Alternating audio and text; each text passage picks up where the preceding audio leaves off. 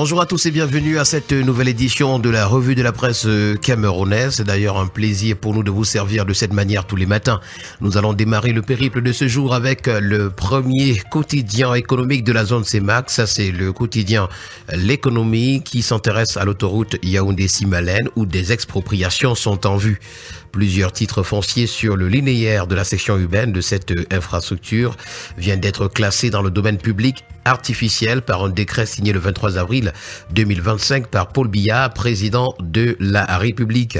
C'est l'information qui fait la grande une ce matin du quotidien. Un autre quotidien qui nous permet de poursuivre sereinement cette revue de la presse, c'est Mutation qui parle d'usine. Kumba à plein gaz, c'est le titre qui nous est présenté à la grande une. Le ministre du Commerce a procédé donc hier à la pose de la première pierre du centre implisseur de gaz domestique de Kumba d'un coût de plus de 7 milliards de francs CFA. L'infrastructure dont les travaux conduits par la CSPH sont prévus pour durer 24 mois va assurer une meilleure disponibilité du butane dans la région du sud-ouest. Nous avons également ce matin le quotidien bleu d'Aman Mana, le jour qui en parle également lorsqu'il titre Kumba, la construction d'une usine d'implissage et de stockage de gaz lancée. Ce matin, le journal parle également de la coopération. Les États-Unis annulent 32 projets sur 43 au Cameroun. Nous continuons ce matin avec le quotidien, le drapeau qui parle de sécurité énergétique. C'est le Cameroun qui lance donc la société Seastar. Le 25 avril 2025 à Dubaï, la Société nationale des hydrocarbures, Tradex XI, le consortium Ariana RCG ont officiellement lancé Seastar, une société de projet chargée de construire un dépôt stratégique de carburant à Kribi d'une capacité de 250 000 tonnes, un levier clé pour renforcer la souveraineté énergétique du pays. Voilà donc ce matin l'information à retrouver en parcourant les colonnes du journal. Et puis en pied de une, top 20 mondial de la misère, le Cameroun occupe la 16e place. Nous poursuivons le périple de ce matin avec le quotidien Le Messager qui parle de décentralisation ainsi que de la trésorerie. Ils ont bloqué tout l'argent et le titre qui nous est présenté. Asséchés et asphyxiés, les maires des villes et des communes sont à l'épreuve d'une décentralisation plombée et crispée. Ils ne peuvent en l'état intervenir sur les questions du ramassage des ordures, l'insalubrité, l'assainissement de la voirie à cause de lourdes pesanteurs sur les procédures et de l'hypercentralisation des fonds au niveau du compte unique du Trésor. C'est l'information dont ce matin à retrouver en parcourant les pages 5, 6, 7 et 8. Le quotidien à capitaux publics, Cameroun, Tribune pour sa part, ce matin, parle de la fête internationale du travail. Demain, c'est le grand jour. Les travailleurs du monde entier vont donc commémorer la 139e édition ce jeudi. L'événement, placé sous le thème Dialogue social et travail décent pour un Cameroun serein, aura pour point d'orgue le défilé au boulevard du 20 mai à Yaoundé sous la présidence du ministre du Travail et de la Sécurité sociale. Le focus de Cameroun Tribune à ce sujet est à retrouver ce matin des pages 21 à 24. Ce matin, c'est la coopération entre le port autonome de Douala et Coq-Tchad qui intéresse le bi-hebdomadaire L'Indépendant. Accord de coopération à retrouver. D'ailleurs, le DG du port autonome de Douala, Sirius Ngo, et celui du Conseil des chargeurs du Tchad ont paraphé le 28 avril 2025 à Douala un important protocole d'accord de coopération stratégique de 4 ans renouvelable portant sur la facilitation du transit des marchandises en provenance et à destination du Tchad. Le quotidien régional d'information du Nord Cameroun, L'Œil du Sahel de Guibaï Gaitama, pour sa part ce matin, parle du RDPC dans la région de l'Adamawa. Et de ce côté-là, c'est Jean Kueté et Baba Amadou qui répondent au gouverneur. En savoir davantage, c'est parcourir la page 3 du journal.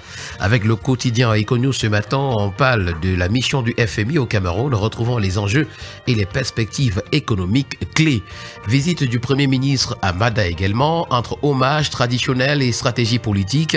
Toutes ces informations ainsi que bien d'autres, vous les aurez ce matin en parcourant les colonnes du quotidien Econews.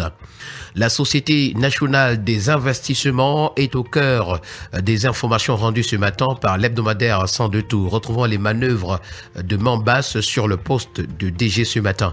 Le tri-hebdomadaire La Voix des jeunes pour sa part, revenant sur la souveraineté énergétique, parle également ce matin d'une raffinerie en projet à Kribi. C'est donc le Cameroun qui franchit un cap dans la quête de son autonomie énergétique. The Politics Hebdo ce matin parle de politique culturelle avec le peuple Bamougoum qui célèbre le Nkan. La 312e édition du festival Nkan se tient donc du 1er au 10 mai 2025 à Bamougoum, à l'ouest du Cameroun.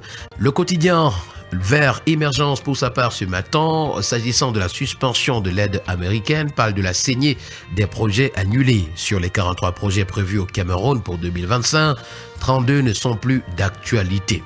Inondation à l'extrême nord, le journal parle ce matin du retour des déplacés malgré les risques, et puis projet d'exploitation du fer Kribi-Lobé, la mise en production de la mine est effective. Le quotidien Le Citoyen parle de sécurité et surtout du défi de l'unité nationale ce matin à sa grande une. Les cyberattaques sont une menace globale qui nécessite une réponse collective et solidaire. Le Cameroun doit se mobiliser pour préserver son avenir et assurer sa sécurité nationale. C'est à retrouver ce matin à la page 4 du journal. Investic Info, pour sa part, parle du Salon international des paiements électroniques. GU Ndoumi porte haut les couleurs du Cameroun. Sa prise de parole au cours de la conférence publique internationale en qualité de modérateur a donné lieu à une grande ouverture d'esprit pour ceux qui ont pris part donc le 26 avril 2025 à Ouagadougou. Le tri hebdomadaire, le soir pour sa part, parle de la mise en production des gisements miniers au Cameroun. C'est le professeur Fou Kalitos Dientruy qui concrétise la vision du chef de l'État, son Excellence M. Paul Biya, tel que nous le renseigne ce matin le tri hebdomadaire et puis réforme foncière au Cameroun. Henri Eyébé ici applique une nouvelle mesure révolutionnaire protégeant les droits des communautés. En savoir, c'est parcourir à la page 4 du journal. Avec la voix du consommateur ce matin, c'est le défaut d'éclairage public à Douala qui intéresse.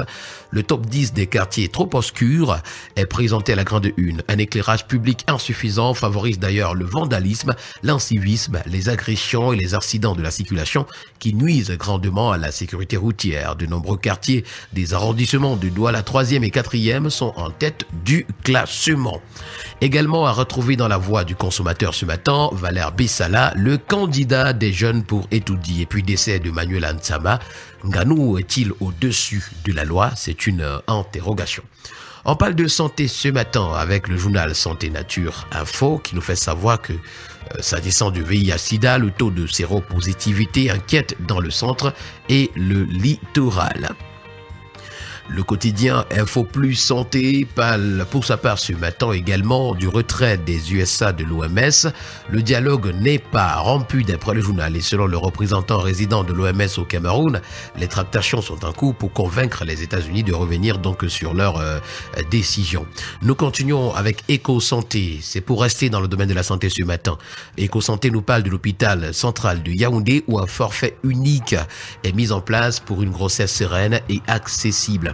Nous continuons ce matin avec le quotidien L'Info à chaud qui nous indique que selon une étude choc australienne, l'infidélité serait héréditaire. C'est à retrouver ce matin à la page 12 du journal. Et nous terminons avec l'hebdomadaire La Terre Promise qui parle de coopération. Les Chinois marquent des points. Le nouveau siège de l'Assemblée nationale, baptisé Palais de Verre Paul Biya, s'inscrit sur une liste importante de réalisations de la Chine au profit du Cameroun. Et voilà qui a permis de mettre un terme à cette autre sortie de la revue de la presse camerounaise, celle d'avant la fête du 1er mai. Et nous vous souhaitons donc joyeuses fêtes de travail par anticipation à tous les travailleurs.